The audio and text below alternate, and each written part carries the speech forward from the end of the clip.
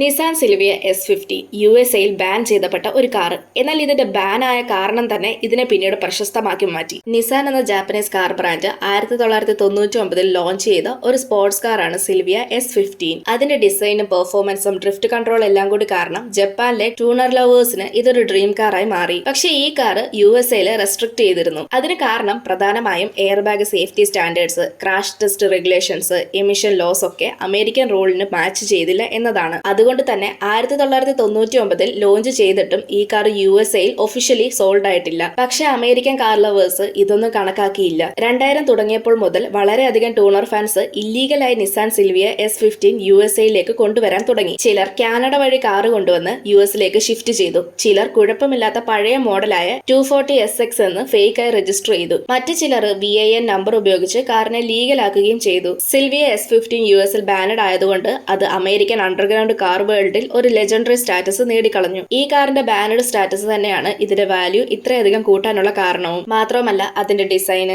Rear wheel drift potential, JDM ഒക്കെ American car കൾച്ചറിൽ വളരെ വലിയ പ്രശസ്തി നേടി. USA-ലെ 25 വർഷങ്ങൾക്ക് മുൻപുള്ള നിയമപ്രകാരം ഈ കാർ നമുക്ക് ഇല്ലീഗൽ ആയിരുന്നു എങ്കിലും 2024-ൽ ഫസ്റ്റ് ടൈം ലീഗലായി ഇതിനെ US-ൽ രജിസ്റ്റർ ചെയ്യാനും കഴിയുമായിരുന്നു. ഇന്നും ഈ കാറിന് നിരവധി ആരാധകർ ഉണ്ടെന്നുള്ളത് സാരം. നിങ്ങൾക്ക് നിസാൻ കാറുകൾ ഇഷ്ടമാണോ അല്ലയോ എന്നുള്ളത് കമന്റ് ചെയ്യ്. ഇതുപോലെയുള്ള കൂടുതൽ വീഡിയോസ് കാണാനായി ചാനൽ സബ്സ്ക്രൈബ് ചെയ്യാനും ഇൻസ്റ്റാഗ്രാമിൽ ഫോളോ ചെയ്യാനും മറക്കല്ല്.